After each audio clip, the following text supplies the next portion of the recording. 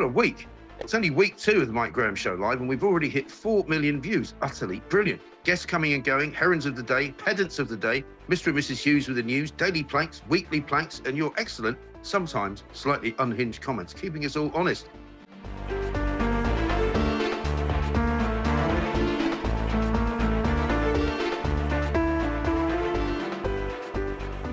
In a crazy week where Robert Jenrick got sacked and defected to Reform, Nadine Zahawi jumped on board too. Some of you are thrilled, some of you are seething. We don't hold back here at the real home of common sense. We are so back.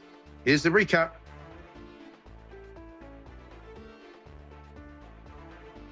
Good morning and welcome to the Mike Graham Show. It is Monday morning and it's 7 a.m. and once again we are back for all of your news, all of your views and all the opinions you don't hear anywhere else. It's Monday the 12th of January. I'm delighted to say Ashley was here for the very first show on the Mike Graham Show live on breakfast last Monday. Emma Wolf has returned. Emma, very good morning to you. Up for more punishment. Thank you so much. Ready for your delectation. I'm joined, I'm delighted to say, by the ubiquitous Mr. Russell Quirk.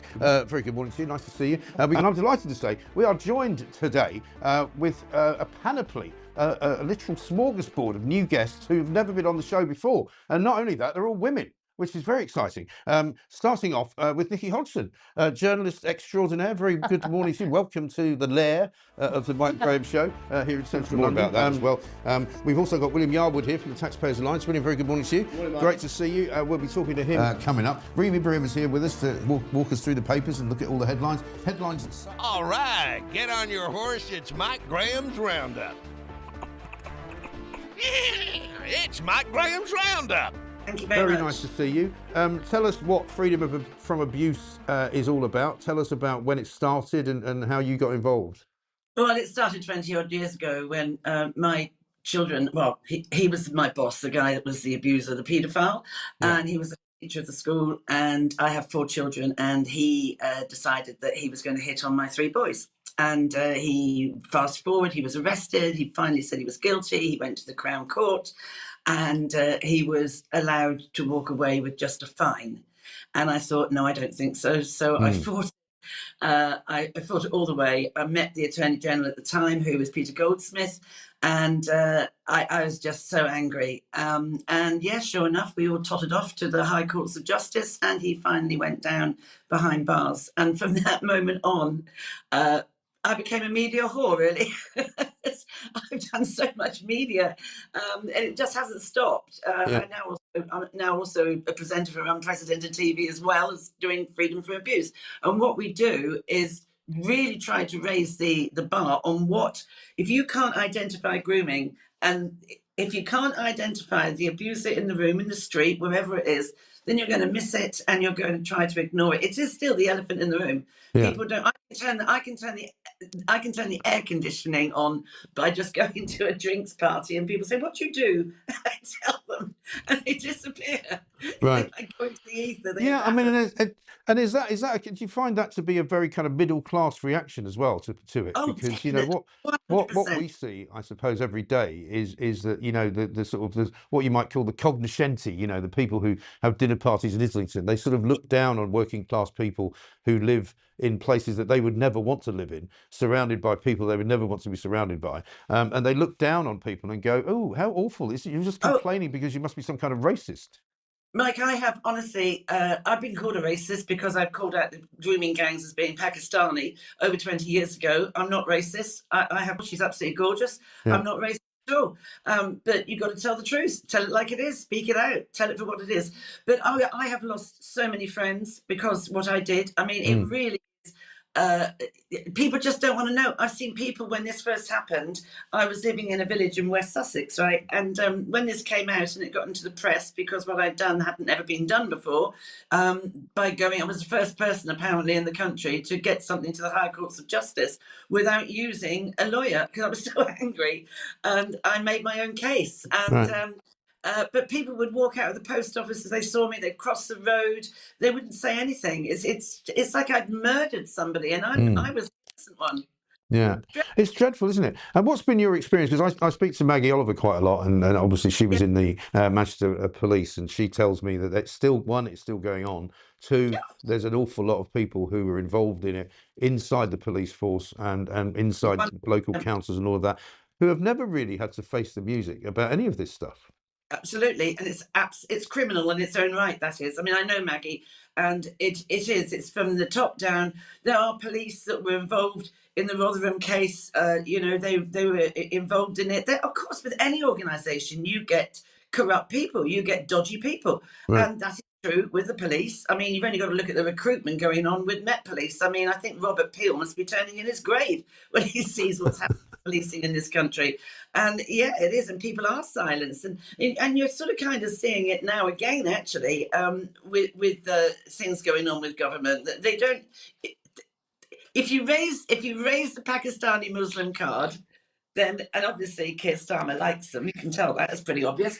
Then people walk away from you, and it's appalling. No one thinks about these poor girls and boys, not just the girls, there are boys as well, whose lives have been absolutely devastated by this medieval, brutal behaviour that goes on. And it goes on within their own culture as well, you see. I mean, they have no respect for women. I don't think you could find a more patriarchal, controlling, if you call it a culture, than the Pakistanis and Bangladeshis. It's what they do, their own, Well, we're looking. I mean, I see that Nick Buckley and you were sort of, on Twitter the other day talking about the situation in West Midlands Police, where which is not necessarily connected at the moment to a grooming gang story, but it probably will be at some point. It But will be. turns out that mosque leaders were part of a recruitment panel to work out who should become the new Chief Constable of the West Midlands, who's now still in a job, even though, despite the fact that he's lied to Parliament, he's misled MPs, he's misled the public,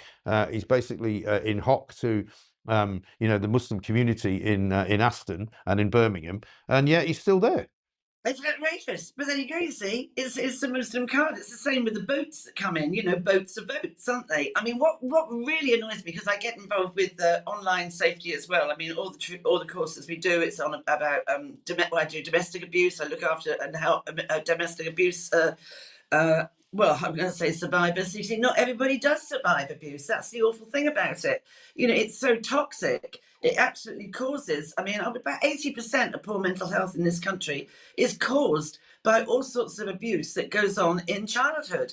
And people are silenced because people don't want to hear it. And that's still on now. And of course, when you get older, in your 40s, that's the mental, the anguish, and if you don't tell people, if you don't get that trauma out of your system, it will cause physiological problems later on.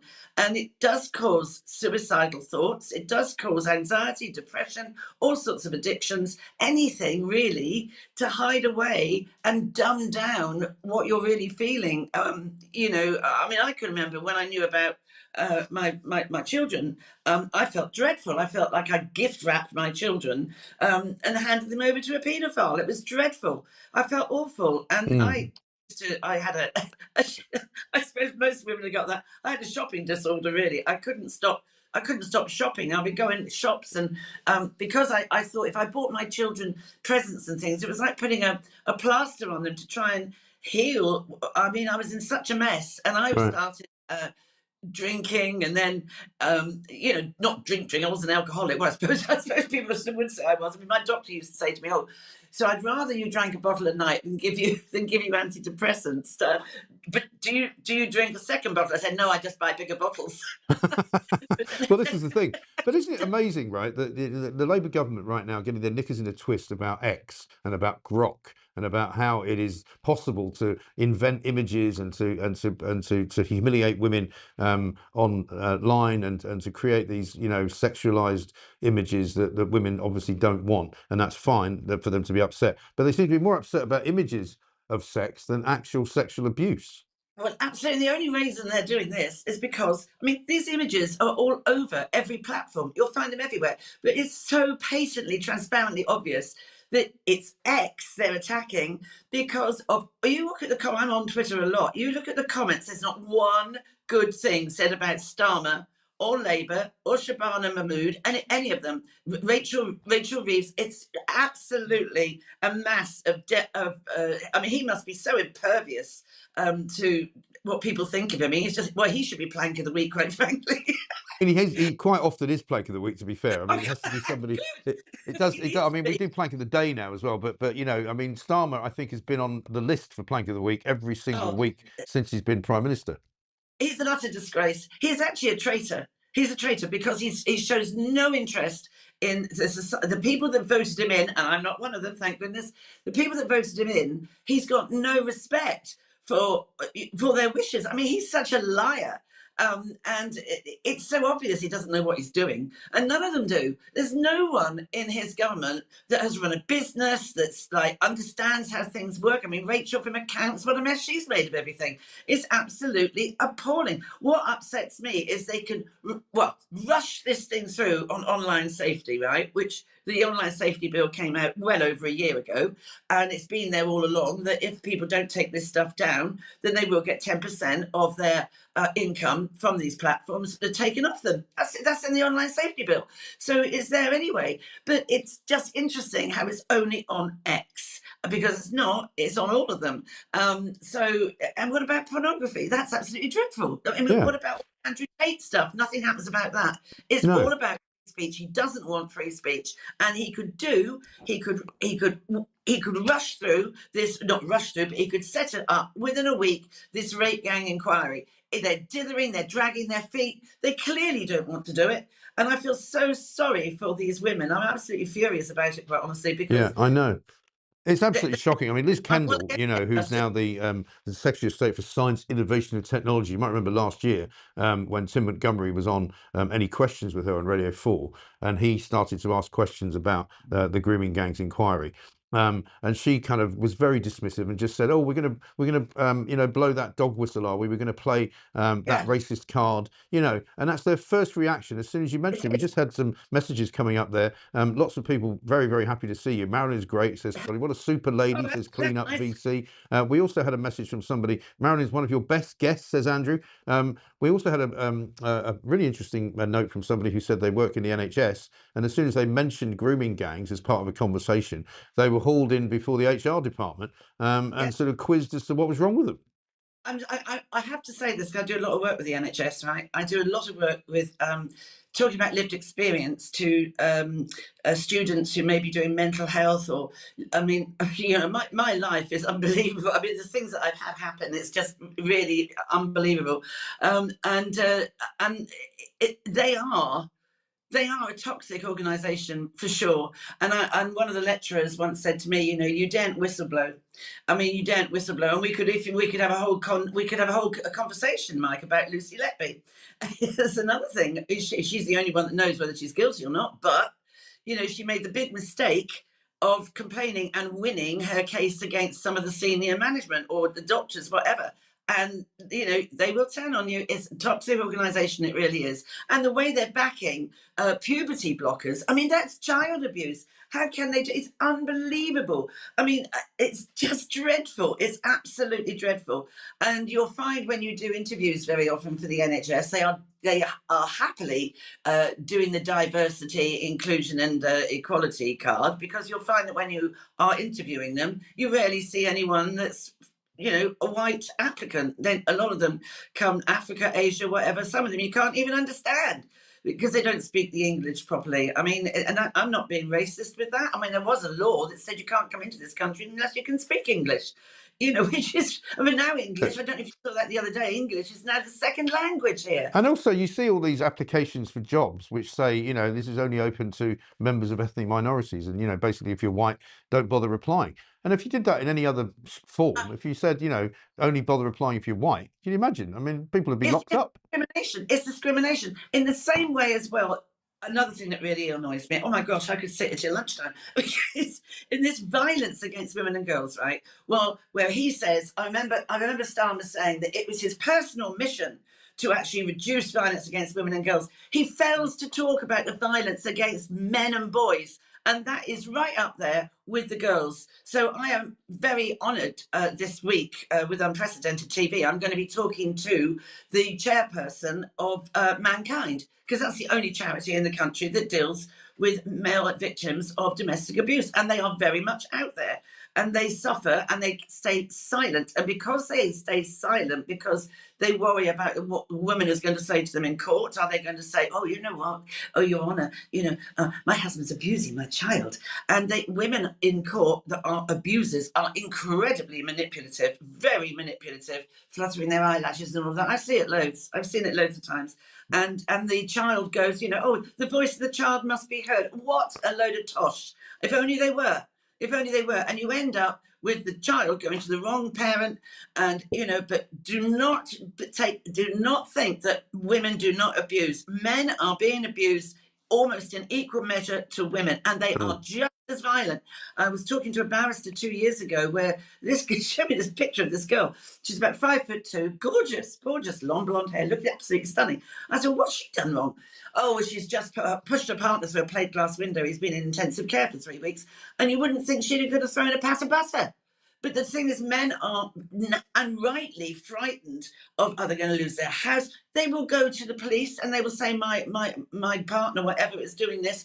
And I know police officers that just laugh at them. Oh, you let a woman hit you. Well, if you are a nice guy, you're not going to hit a woman back. You're not going to hit women because you're a nice guy. It's the same with women. I was 19 years in domestic abuse. I didn't actually hit back or anything like that. I think I threw a bucket of ice over him once. But, if you are a person that is not made like that, then, you're not going to hit back. And the police don't support these men either. There's so much of it going on, isn't there? It really is extraordinary. Well, listen, I mean, I can't believe I've never met you before. I can't believe we've never spoken before. I don't know where I've been all your life, basically. Marilyn, it's amazing. I mean, people are loving you today. So we must get you back on again. We've got much more to talk about, I'm sure. But where do people find you on? Is it Unprecedented TV, did you say? I have now got a show on Unprecedented TV, my show, and this is another thing. I'm so outraged about people living in their little plastic bubble, sort of like pruning their roses and looking like they've got a smell under their nose. There are so many issues in life that people want to ignore, and they don't want to accept and understand people's reality. So I am on my show, Heart and Soul. I'm bringing people in who have really been at the coalface of pain and heartache. So I'm also going to be talking to Three Dads Walking. I'm going to be talking to a wonderful professor I've known for ages, talking about domestic homicide. I'm going down that dark route of issues that need to be given oxygen because they are right on our elbow and people choose to walk away. Hoping after an hour's interview, people will be, more enlightened. I had a lady on the other day who had fostered, oh my gosh, the unsung heroes of society, had fostered 30 children.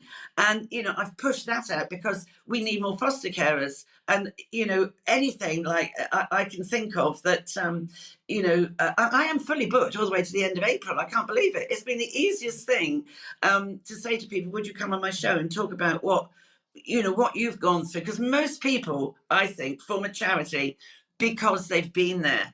I mean, and I have the passion. I will do this until I'm sort of put in a crematorium because I have I will be the voice of the people that haven't got a voice, and specifically the voice for children. I don't mind. I'll take anyone on. I don't care. I'm sure of my ground. Well, listen, I am authentic what I know.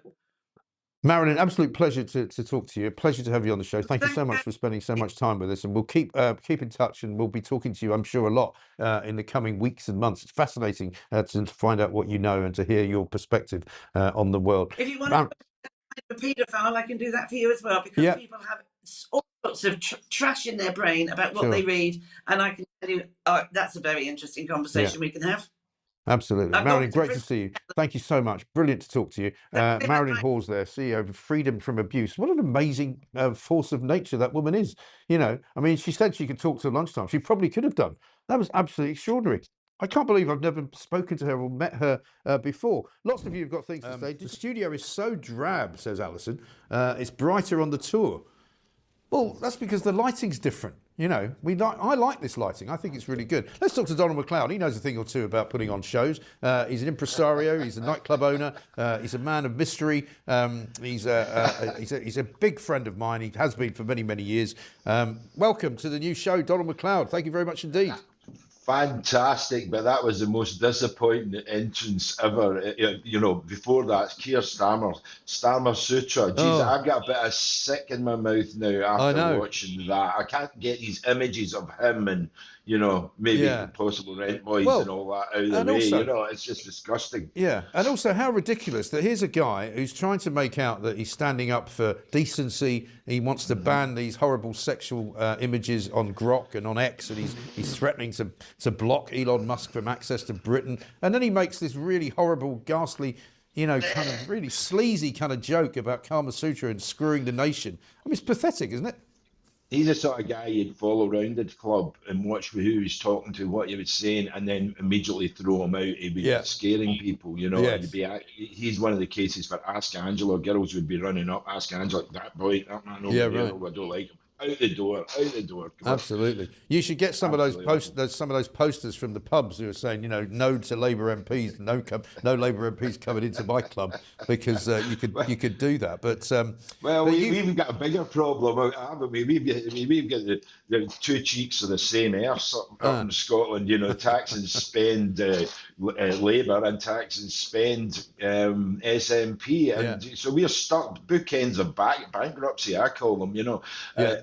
So where do you go? Who do we ban? We've been banning them all. They're absolutely disgraceful. Yeah. I mean, and the budget is this week is just proves my point.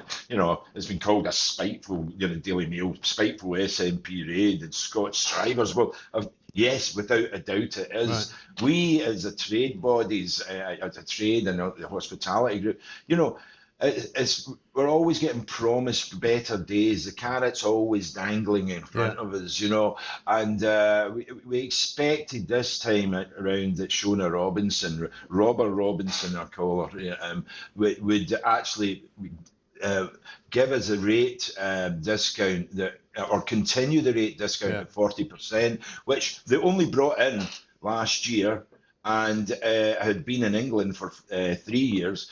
But she then does exactly the same as Labour and drops it to 15%.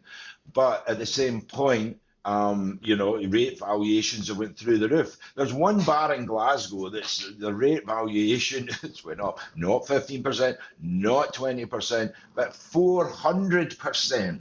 Jesus. And then a 15% drop on that, possibly. No, I don't think they even qualify for that, because what Robinson has done is actually put another cap on it. So it's not 51,000, it's 100,000.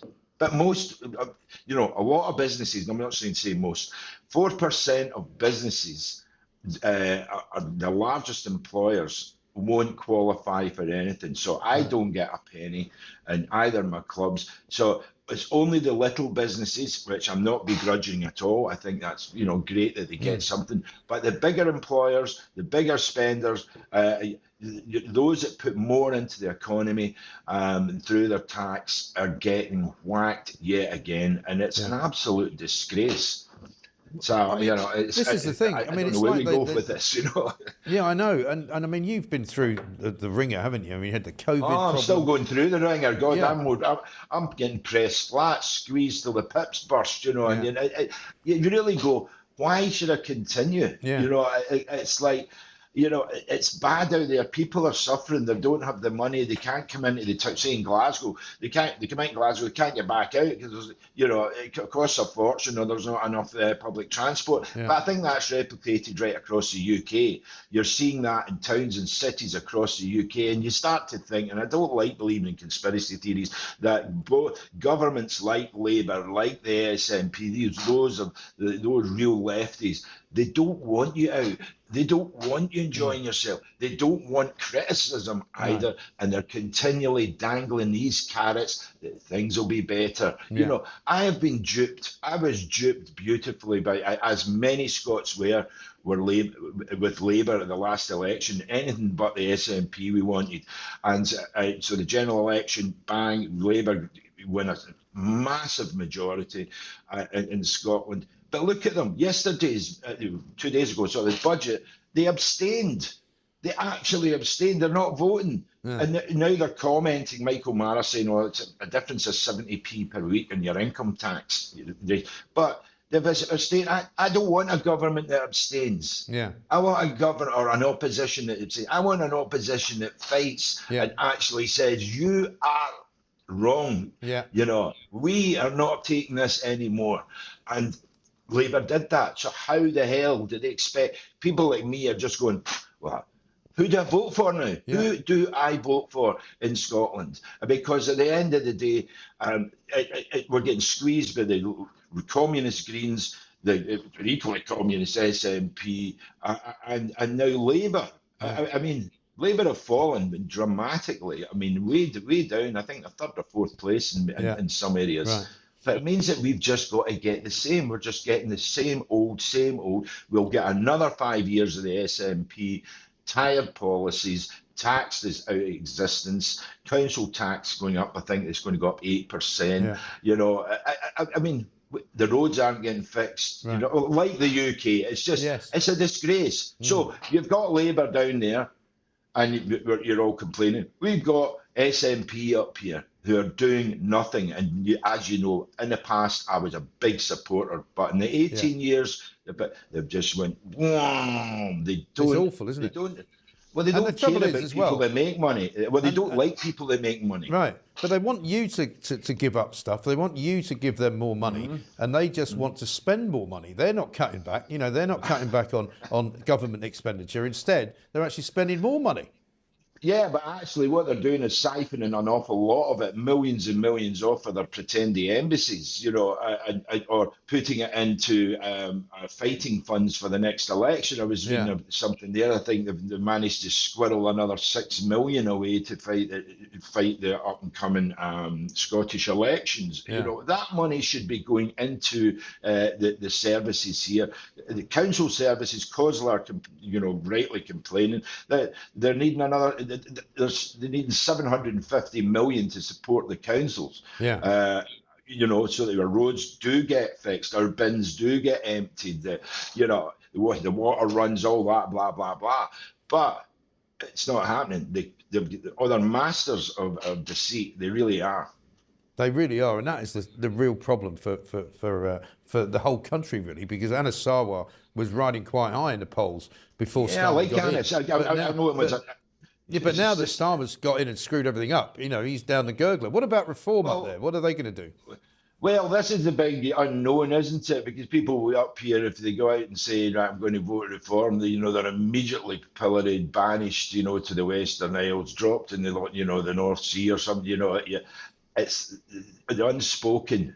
There is a feeling that Reform are going to do very, very well in the next elections, whether that's through the list vote, but they reckon a minimum of 18 MSPs. The thing with Reform up here is they don't look that organised, yet people will vote for them regardless. Yeah. They don't seem to have a structure like they've got down south. Yeah. And the racist tropes are always thrown at them. So they did very well. They did very well in Hamilton, didn't they? They came second in that election in Hamilton. Well, they came second, and so if you start coming second in the list votes, you start propelling your MSPs. But Labour look doomed. I mean, and they can't. But we want the SNP doomed. Yeah. And it's we're watching her eyes with Badenoch. She's been absolutely brilliant. At Westminster. I personally think so. And taking the fight to Starmer, but. I mean, people are not going to forgive the Tories up here, and never have for years and years. I don't think they've ever forgiven them since they started. And but now, so again, who do you vote for? Lib Dems, Greens? No chance. Chance. I feel politically disenfranchised. I feel politically unhomed, and I think many Scots are. And I think it'll be the lowest poll ratings out. Yeah. Well, you're seeing the messages. I don't know if you're seeing the messages on the screen, Donald, but people are loving what you're saying you should be running the country. Also, a couple of people saying that people in England don't realise how bad it is in Scotland, where Glasgow's now a complete and utter dump. We're the highest taxed. We're the highest taxed country in the UK. Yeah. I mean, if you're getting £50,000, which it's a nice sum of money if you're earning that, but there's quite a lot out there earning it. you're getting absolutely battered another £1,500 at least, and more than England's. Yeah. That's not fair. Right. And where does that money go?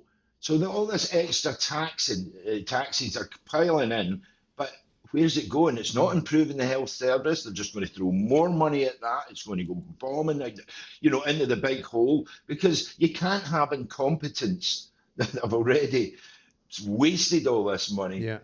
Expected to get a new law and not waste it again. I mean, they really do not know what they're doing. And you know what really gets me here? There's about 30 of them, or maybe more than that, MSPs and SNP leaving for the next election. Yeah. So they want Shona Robinson being one of them. Who are we going to get? Some stupid intern political activist with pink or blue hair talking a lot of bloody nonsense, You get I know it's shocking. Oh Jesus! Oh, you're this, you're that, getting targeting. They hate scrutiny, just like Starmer. They hate getting slagged. I mean, it's going to be interesting, that's for sure. But I really feel that the laughable thing is they ask for, they're going to support encourage new entrepreneurs. Yeah. Who would want to be a bloody entrepreneur in Scotland these days when they're just going to grab every penny? They'll be taking your pocket money, I know. A friend of mine, Lynn's texting me even as we're speaking, talking about wanting to buy some property up there, but not sure if she could even do it because of the mess the country's in. And these are people that want to invest in the country and give it some money and help it come back from the dead, but then, they're not going to do it. Here's a laugh, it's like they're talking about properties over £2 million. They're going to bring in another worth £2 million, but they're going to bring in a mansion tax, just emulating what Labour are doing. They're just like, as I said, two cheeks of the same arse. It's like they're just emulating what they're doing. But how many people up here have houses over £2 million? Now, don't say me. But at the end of the day, Yeah, but you can't sell it though. Yeah,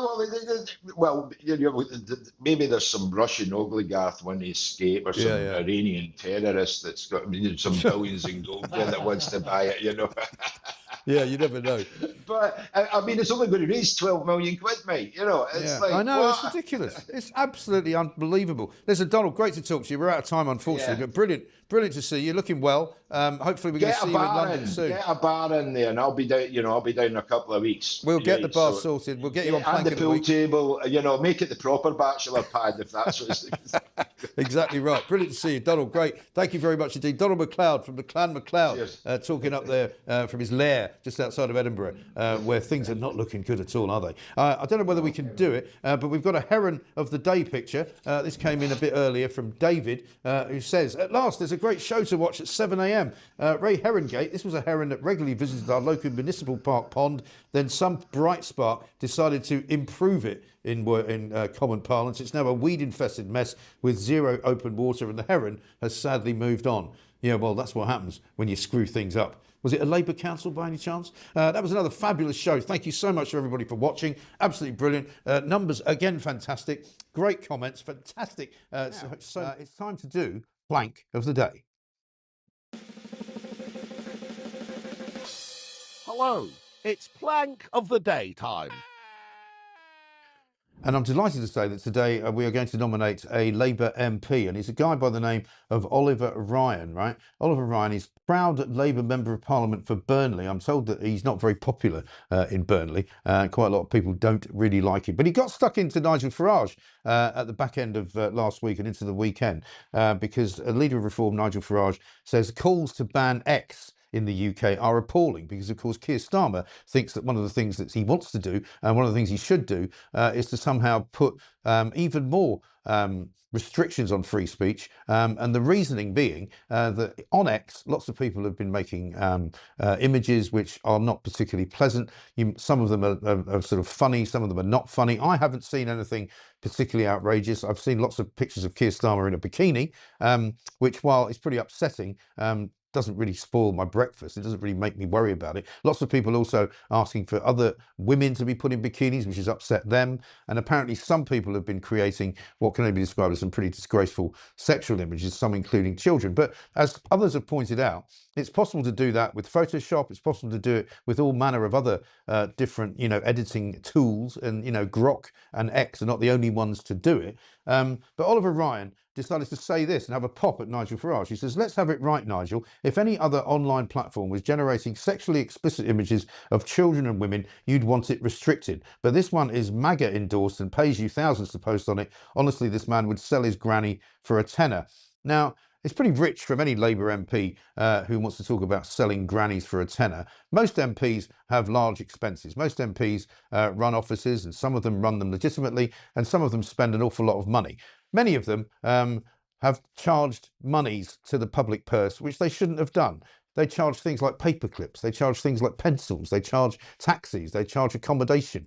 Many of them have the right to do so, but I believe that, like Rupert Lowe, for example, who doesn't even take his own salary, they shouldn't max out all of the expenses claims that they can. But guess what? It turns out, because I thought I'd have a look, because I always like to do this, whenever you get these politicians being high on the hog, it's always nice to see exactly just what they spend their money on. And I had a look at Oliver Ryan, Labour MP for Burnley. He's been an MP since July 2024, so he's a bit of a newbie, but it hasn't stopped him taking the absolute mickey out of the taxpayer, right? As it turns out, he's charged around about £230,000 in expenses in 1 year to the taxpayer. That's you and I paying for it.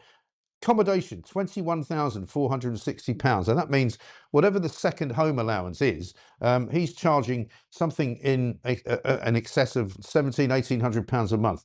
He's then got MP travel, £9,792.85. It seems like quite a lot of money for travelling up and down to Burnley. He's got office costs of £29,737.31. He's got staff travel of £5,365, and he's got staffing costs of £165,000. Staffing costs, right? He's also got miscellaneous. Now, I don't know what miscellaneous could be, because if you've got staffing covered, you've got travel covered, you've got office costs covered, you've got accommodation covered, what could be the miscellaneous £3,000 other than an allowance which you're allowed to claim for without necessarily having to say exactly what it's for? So Oliver Ryan, I'm afraid you are plank of the day. But it gets worse, because it's not just the money. It turns out that Oliver Ryan is indeed somebody who was in trouble with the Labour Party. You might remember, of course, back in the days when there was yet another, Andrew Gwynn, I think his name was, who got suspended from the Labour Party and eventually was asked to step down from his seat because at the end of the day, he had been having a go at pensioners on a WhatsApp group, saying that it was good that some pensioners might die off because of the winter fuel allowance being withdrawn from them because they don't vote Labour anyway. And Oliver Ryan, of course, decided that he didn't like the fact that I was being critical of him. So he decided to have a go at me. And he goes, LOL, laugh out loud, the concrete growing guy is still going. So when I asked him whether or not he would be able to supply me with a reason why he'd spent £3,000 on a miscellaneous arrangement, he couldn't answer, I'm afraid. But if you look at the statement that he put out, I think we can get it up there on the screen. If you look at the statement that he put out, I can read it to you. This is the man who had made offensive comments in a WhatsApp group, which included racist remarks about Diane Abbott and sexualised comments about Angela Rayner. And when he was found out, this clown put this post on social media. He said, between 2019 and early 2022, I was a member of a WhatsApp group by my MP and former employer, Andrew Gwynn. Some of the comments made in that group were completely unacceptable, and I fully condemn them. I regret not speaking out at the time, and I recognise that failing to do so was wrong. I did not see every message, but I accept responsibility for not being more proactive in challenging what was said. I also made some comments myself, which I deeply regret and would not make today, and for that I wholeheartedly apologise. Well, I'm sorry, Mr. Oliver Ryan MP. You can answer my question anytime you like, and I'll continue to ask it. What did you spend the £3,000 on, and which you then put into your accounts as miscellaneous spending? I think the public has a right to know, the constituents of Burnley have a right to know, and I think you should come clean instead of trying to be a smart ass every single minute of the day. Plank of the day, Oliver Ryan MP. Thank you very much indeed.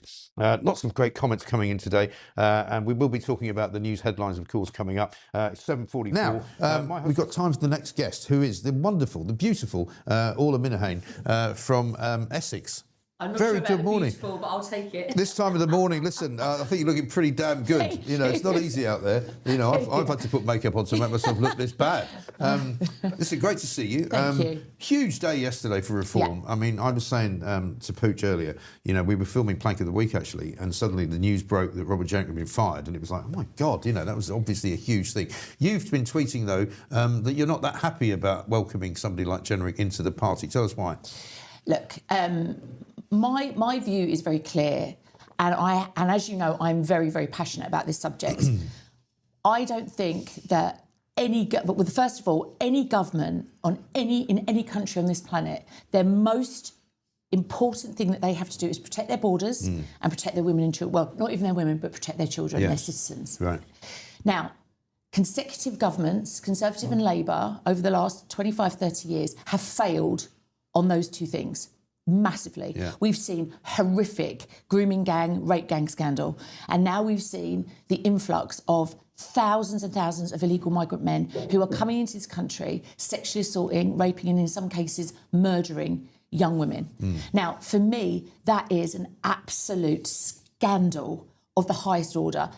The fact is that Rupert Jenrick and these other guys who are coming over from Conservative were in government when this was happening, okay? So now I'm not saying that Rupert was, you know, it was down to him. Of course it wasn't down to him. It was a multitude of things. Yeah. But ultimately he was the immigration minister in 2023 when this migrant crisis exploded and hotels across this country were opened. Yeah. He was the catalyst for the hotels. Now, and he's on record saying that. And he's on record, and he's, you know, all I've said is, yes, I understand that he is a very prominent figure, and yes, it's probably a good scoop for Reform, and Reform are trying to build a government.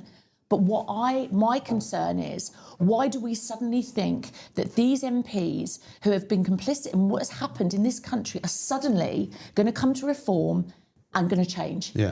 You know, that's well, I guess, point. I mean, in Robert Jenrick's defence, and I'm not defending him because I want to. It's just that I would say, in order to sort of just be try and be fair, he would say that he resigned as immigration minister when he realised that the immigration policy that the Tories were pursuing was not working and was not right. You know, and I also, as an overall kind of arching view of politicians, is I will say to people, you know, let's not put too much faith in them. Let's not expect them to be decent people. Let's not expect them to be honourable. Let's not expect them to be truthful. You know, let's see them for what they are, and let's use them for what we can get out of them. You know, why don't we do that as well? Because while I totally accept your point of view, and I think it's a very good point to make, that, you know, there are people who would worry about somebody like Jenrick who had different views before and who's now making out maybe his views have changed.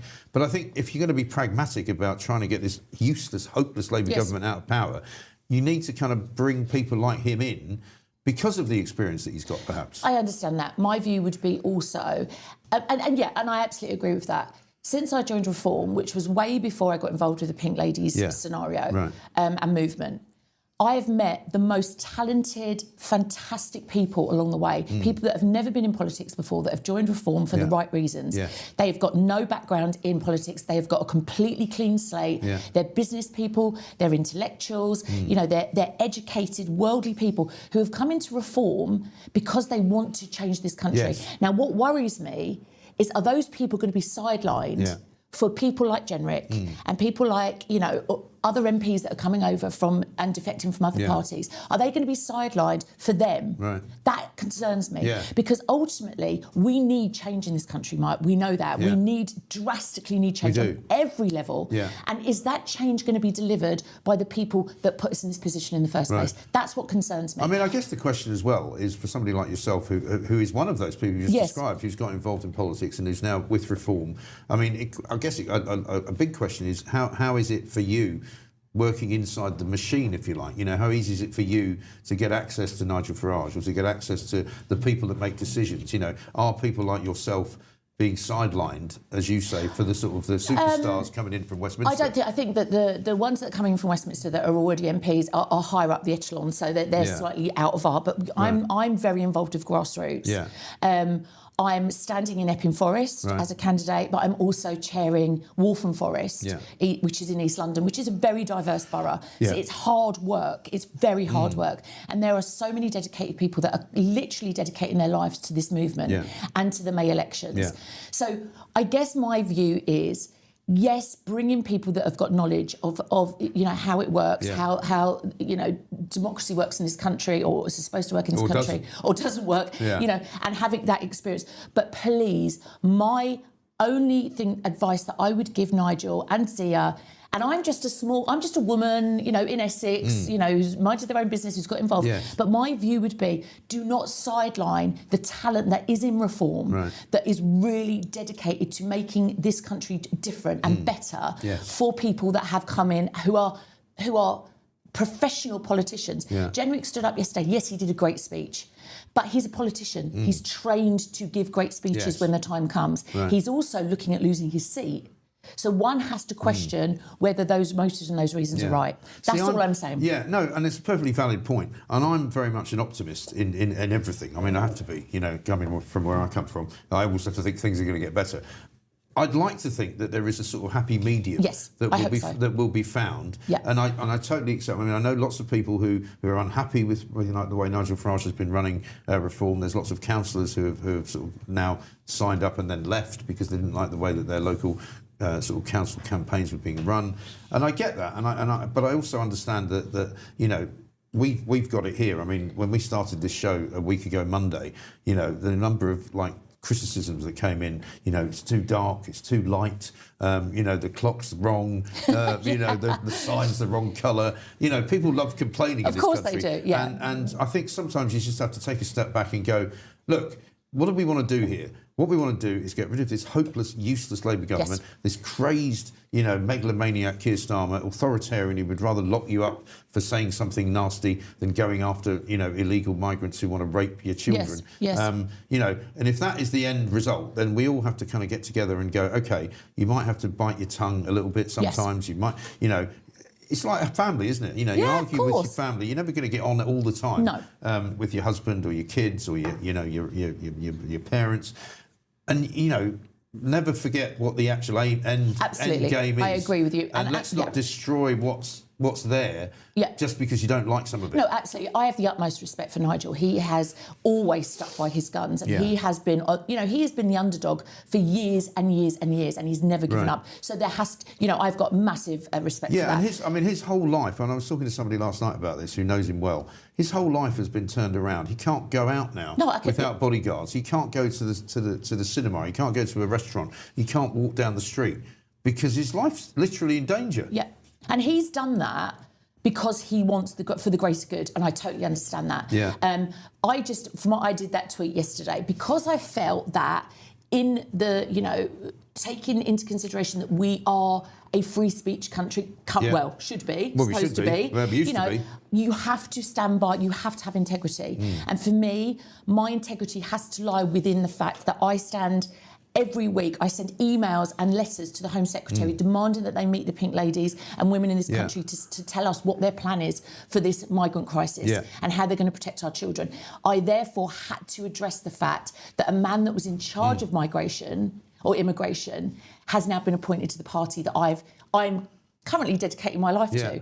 That was my intention. My intention is not to cause divide. My intention is not to stir the pot. Right. I'm still absolutely on board with reform and will fight with every tooth and nail that I can. It's a two-way street as well, because reform and the people that run it also have to understand that people like you might have a disagreement with them. Absolutely. And that shouldn't mean that you're somehow ostracised and you're not allowed to talk about it. It's not a cult. At the end of the day, we're all entitled to our opinion. And I would hope that the powers that be look and think, well, at least she's got a bit of integrity and a bit of backbone. Exactly. So you've got a lot more backbone than Keir Starmer's got, that's for sure. Exactly. Last time we spoke, you said, obviously the weather. I mean, this week has been the worst weather I think I can ever remember in my life. That's why I've got this hair. I mean, I've thrown away more shoes this week than I've ever, when I realised they were a bit leaky.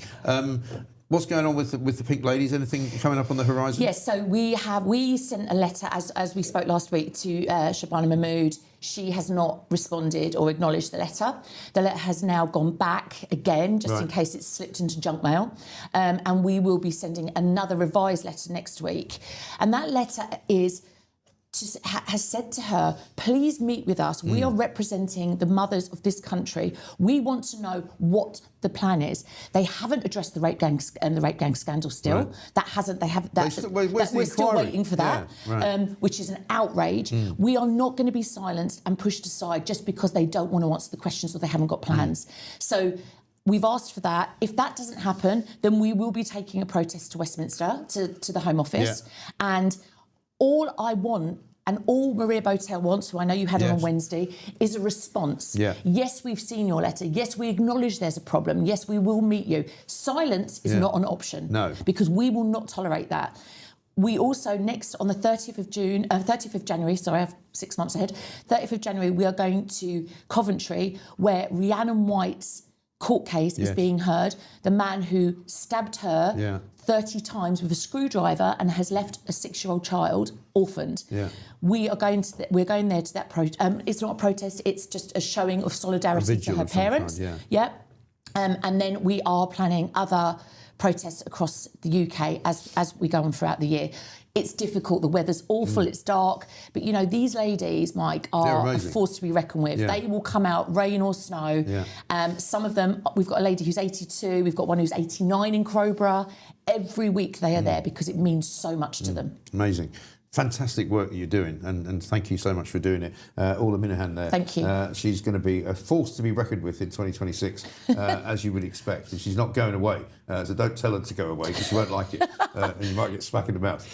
Anyway, listen, this is the Mike Graham Show. We've got a nomination for Pedant of the Day. This is from Charlotte, who sends it in. Not meaning to be pedantic, says Warisan, but I noticed an ugly fingerprint on your YouTube plaque when you did your excellent studio tour. It is still there. Can somebody maybe clean it off? Many thanks. I mean, are you serious? I mean, that's our YouTube plaque for getting 100,000 subscribers, right, in the first 2 weeks of our existence. We'll check it out. I'll get somebody to clean it. Next guest, Maria Botel, who's a ward councillor in Bridlington, East Riding of Yorkshire. She's also got herself connected to Restore Britain. Just before we talk to her, have a look at this video that she made, all about Keir Starmer and his ridiculously sort of ill-thought-out idea of banning Grok and banning X. Check it out. Hello everyone, my name's Maria Botel. I'm recording this today because our freedoms in the UK are currently under attack. So on New Year's Day this year, I posted a simple photo of myself on X, modestly dressed, just wishing everyone a happy new year. It was quite a nice picture. Yes, I was a bit vain on my part. I wanted positive engagement. And what I actually got in the comments, I've not seen before. So people have been asking Grok, the AI, to put me in a bikini. And I laughed it off. Okay, it's a little bit perverted.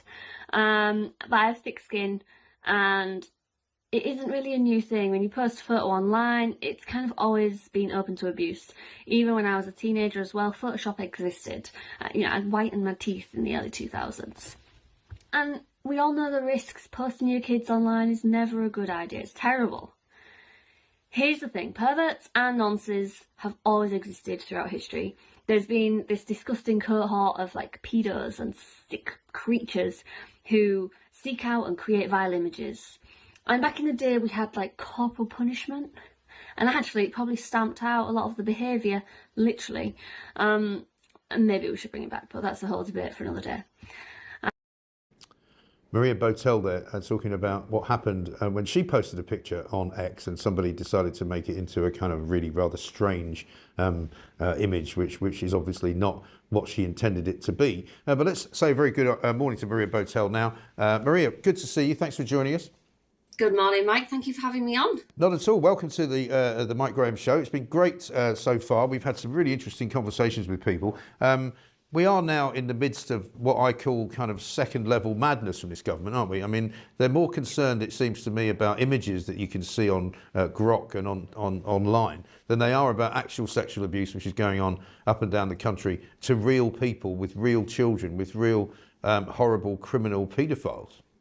Yeah, it feels like insanity most days, the news I'm reading, because it's like the hypocrisy. I go on to say it in my video. I'm glad you didn't play the whole thing. I'm not used to watching myself back, but Sorry.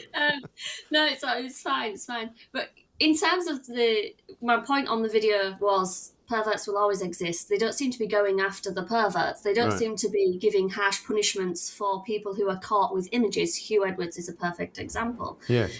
They want to punish. So to me, it's just proving that they don't care about keeping people safe, because if they cared about keeping people safe, they would have stricter punishments for those that have committed sexual or serious violent crime. Yeah. They don't seem to be doing that. They seem to be focused more on what people are saying, and people disagreeing with them is more of a danger to them than a whole 30-odd thousand illegal migrants. Well, this is the thing. I mean, it seems to beg a belief that, on the one hand, you've got Keir Starmer saying that, they're going to consider Ofcom banning X. He hasn't posted on X since last week because obviously he realises that would look a bit hypocritical. But instead, the Home Office and his office have now started up a TikTok channel, which is supposed to deter illegal migrants from coming to this country. But, it was only a couple of years ago when the parliamentary estate banned TikTok altogether because of its links to the Chinese Communist Party. Yeah, and it's not just that. It's like, I think it was NSPCC who said that it's actually Snapchat and Instagram are the ones putting children most at risk. Yeah. And I have a son who's a teenager now, so he has just got his first phone. But as a parent, that's my responsibility to monitor, check, look after him, make sure he's educated enough not to do anything silly, that it's open so we can share, and that we're, that he's kept safe is my responsibility, not the government's. So talking about banning social media for kids as well is ridiculous. If you're going after X, which is mostly adults, let's face it, it's not really for a demographic for young people, even though it probably will change and grow, I think, the more that they realise that's where there's freedom. But yeah, I remember being on a dating site, and if they said to me, "Oh, you on Snapchat?" No, they didn't get a reply straight away. Right. See, that's interesting because, I'm too old for Snapchat. I know my kids are probably on it, and I know younger people are on it all the time. But I think I went on and looked at it once, and I just couldn't work it out. I was just like, I don't even know how this works. So it's not for me. And so the thing is that social media kind of is broken down, isn't it, into like when I talk to my kids who are all kind of older teenagers now. And in their 20s, they wouldn't be seen dead on Facebook, for example. They wouldn't even go anywhere near it because it's like, for them, that's for old people, And as you say, Twitter, I find Twitter to be a really good source of news. And it's, as a professional journalist, it's the first place I'd look. We're seeing the world changing. There's a piece in the Times today saying that YouTube, for the first time last month, has now overtaken the BBC as the main source of television watching in this country, which is why we're here, because this is where it's all happening. Nobody's watching traditional. Okay. Apologies, we just lost Maria there for a second. We'll be back in a second. I'm just talking about how the piece now in the that's running in the Times today is that the BBC is now no longer basically the main source of television watching for the people of this country. According to the piece from the Times, Barb, which is the measurement basically, says found that YouTube reached 51.9 million people last month, ahead of 50.9 million who tuned into the BBC. And you can see the piece there on the TV. BBC overtaken by YouTube is the end of an era for television. According to Steve Wright, a TV veteran, he called the figures a tragedy. He said the tipping point is here and we are now living in a world dominated by YouTube and the streamers. The TV audience has abandoned the discipline of scheduled TV, and on-demand viewing has killed any loyalty. Who wants to wait when you can click your phone? That audience is slowly dying off. Well, this is the whole point, right? The reason why shows like this are becoming more and more successful and more and more popular is not just because I'm brilliant at doing it. It's because this is how people want to consume their media. Why would you have to watch something just because it was on at a particular time? Yes, there are lots of you watching this right now. 10,000 people are watching it as we speak. But by the end of the day, more than probably 60,000 people will have watched it, because which tells you that more people watch it when it's not actually being broadcast live than do when it's on. And as those numbers grow and grow and grow, I would hope that you'll take us on the same journey with you. And people can watch it wherever they are. If you're on a train, if you're sitting in the back of a car, if you're, on holiday in Tenerife, you don't have to worry about switching on the TV and not be able to find anything that's in your language, because we are now a properly digital era business, you know, and that's why we are so successful. And as I say, without wishing to blow my own trumpet, I'm just going to say this slightly tongue-in-cheek. Maria, great to get you back. Sorry about that. I'm saying that one of the reasons why YouTube has now overtaken the BBC in the month of month of December is because we started doing this show in the month of December. So basically, we've sort of kicked it over the edge, and we're now winning. But you know, do you not think that the way that politicians kind of react to social media is that they don't really know how to use it properly? I mean, if you see now Keir Starmer's no longer on X, but some of the stuff he posted was cringeworthy, wasn't it? It was just awful. Yeah, it's quite funny. I think every time he posted, he would get ratioed, or there would be a community note, or both. Yeah. And it was actually part of why I enjoy X, is the humour, there's a level of banter on there that sometimes, I think is distasteful, but sometimes it's not. Sometimes it's really funny. And I think for me, what I don't think government understands about the internet and the youth especially is if you shut it down, they'll find a place. They will find a place. It's like people speaking. We will find a place to connect, whether it's X or somewhere else. The beauty of X is there is such freedoms. And I, as a bit more of a libertarian at heart, I think especially originally in my fairyland, would love to see more freedoms. I don't think it's possible if you don't have a more homogenous society, but that's a different debate. But ultimately, the internet is so fast-paced. AI is very intelligent. It's a very, very useful tool, and I don't think you can stop it now. And I don't think controlling it is right. I think it's more about the people using the tools need to be educated and punished if they use it in various ways. I mean, I was watching a show last night, and there was a guy on there talking about, this idea that Ofcom are going to ban X, and he said, people make phone calls which are threatening. People use the phone sometimes in an unlawful way. You're not going to ban the telephone as a result of that. What you've got to do is if people are doing something which is illegal, and I think perhaps making an indecent image is already illegal, then why do you need to have any extra kind of overreach from the government to tell you what you can and cannot see? No, well, it's not, because it's not about the images. It's not about keeping people safe. Ultimately, if it was about that, so back on Photoshop, in my video further on, I mentioned I used to whiten my teeth. I remember being a very vain 16-year-old, giving myself more of a waist and bigger hips. Until I had my son, I didn't really have any. So Photoshop was always being manipulable in terms of images. So if there was a problem with that, that would be already dealt with in law, and it already is. If you create an indecent image, there's quite severe penalties. It's not about creating images, it's purely about control from the government in terms of the narrative, because they've lost control on X. And what do you make of the digital ID story this morning? Because obviously, back in sort of the autumn, Keir Starmer made a huge speech at the Labour Party conference saying, we need to know who's working illegally in this country. We need to know who's in the country as a result so that we can crack down on illegal migration. We're going to bring in compulsory digital ID so everyone will know precisely who everybody else is. And now suddenly, as of last night, we don't. Well, it feels like a win. I'm going to take it as a win. At Restore Britain, obviously, we worked quite hard with Rupert Lowe in terms of making sure all the MPs got plenty of emails and there was as much pushback as possible to say we don't want it at all, especially compulsory. I think at one point they talked about 80 quid to prove your identity if you decided not to sign up to it.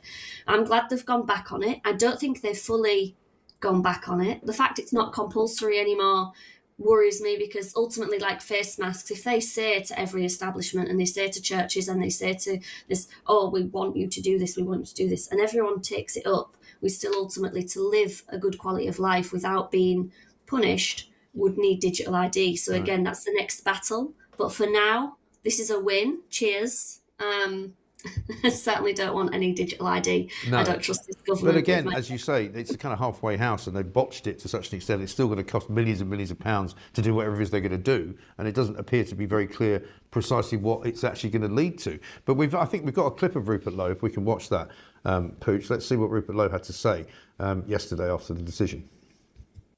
Everybody, good news. Keir Starmer has just announced he's abandoned plans to implement compulsory digital ID. I think this is hugely good news for all of us. It shows what can be achieved when sensible MPs get together and with public support make their views known. Over or nearly 50 MPs signed my open letter to Keir Starmer on this subject, to which we were implacably opposed. And I think we can say this is a victory for common sense. It's a victory for all of us. And we can safely say now that we retain our freedom. Another slice of it has not passed to an oppressive nanny state. We've got 3 more years to go, and we must collectively use this as the template to fight the nonsense that's being peddled and promulgated in this country now. So well done, everybody. Have a large drink to celebrate this evening. Do have a large drink to celebrate this evening, but also, of course, be aware that the large drink that you're about to have is not going to be as strong as it was yesterday, because Rachel Reeves is watering all the alcohol down, and it's going to cost you more money. Croy says this: I've never used YouTube so much until January and Mike's show. I barely watch TV, although Traitors, how ironic, I watch Traitors. It's not actually the news, where there are mostly actually really traitors. I can't believe 50 million people watch the BBC, says Tribute. Well, indeed. And Kilu says, we are becoming more like North Korea every single day. Well, this is the problem, isn't it? We're talking to Maria Botel, who is, of course, with Restore Britain. And Maria, the point about what Rupert Lowe says is that this government does seem to be malleable, doesn't it? If you do take them on, if you do, galvanise yourselves, if you do organise and you do protest, they sort of back down, don't they? Yeah, they're quite good at a U-turn and a flip-flop. What government hasn't been, I suppose, in the last 30 years, maybe. But ultimately, I think with enough pressure of the people, I think there's an awakening, I suppose, in terms of why X is so important and other social medias and keeping talking to each other, is because when we collectively agree something and push, these MPs ultimately want to keep their seats for longer, because they think, well, this is quite a cushy job. So they will listen to the people, but the people are going to have to be loud and they're going to have to be many. And I think that's what we're trying to do at Restore Britain, is kind of collect people together who are all on the same side ultimately against this government, and want to push for different things. If we come together and we push, the digital ID is just another example of how we can actually change the narrative. I think I do have a concern that in the background they're still going to spend the money on figuring it out and how they can maybe even manipulate us into accepting it. But they will keep pushing their agenda. They just realise they can't push it as quickly as they'd like. So if we can slow them down, reverse them as much as possible before 2029 or sooner, all the better. And you mentioned at the beginning of the conversation about your son and a phone, and whether or not they can actually succeed in banning under 16s from using sort of social media. I mean, how do you police that as a mother? What do you do? Or do you give him boundaries? What do you say? So I have to know the password. He doesn't have a large internet limit, so he's usually on the Wi-Fi. The phone knows his age, so in terms of if he downloads a game, it tells me on my, it's parental access. There's things that already exist. And ultimately having a good relationship with my son, so sitting down over dinner every night and having a conversation about what is going on at school, it gives me a good idea of what's going on with his life generally. Just having a good relationship with him is quite important, because otherwise it would. Well, it's the most important thing, isn't it? As a parent, you need to know what your children are thinking. You need to know what they're doing, but you don't need to do it in an overbearing way. You hope that you do it as a cooperative kind of situation, right? Yeah, and that's ultimately, he's shown responsibility enough at the age he is for me to then give him a phone. I think if he was of a different temperament or had different struggles or challenges with him, it'd be a different story. But that's my decision to make as a parent, whether my son is ready for that responsibility or not. Absolutely. Not the government. No, it really isn't. The government needs to get the hell out. I mean, as they used to say in America, get the hell out of my bedroom, get the hell out of my living room, and just get the hell out of my house. Yeah. How can they police it unless they're going to send people around to people's houses? Because the contract's in my name for him. He can't set up a contract himself. So it ultimately, you're going to then police parents if they've got more than one contract, because I think I saw something where there's 112 something million phone contracts or SIM cards that are active in this country, and there's supposed to only be 68 million. Right. Does that mean, we've all got 2 phones? That's a lot of burner phones, that, isn't it? Oh, it's a lot more people. It's one or the other. Or Well, that's also true. Yeah, I mean, that's another thing. I mean, that's another argument altogether. We'll get stuck into that maybe the next time. Maria, great to see you. Thank you very much indeed. Thanks for joining us. We'll talk to you again soon. Maria Botel, their ward councillor in Bridlington East Riding, and we had a message there from I can't remember what the name was, just saying that Bridlington is his hometown. I think it was Roger. Thank you very much indeed. We're looking still for pedant of the day. Here's one from Victoria, not a pedant story. It says, parents need to raise their children correctly and not leave it to others to do. Absolutely. Georgina says, I get all my news from YouTube and X. My parents are addicted to YouTube, says Valerie. Switch.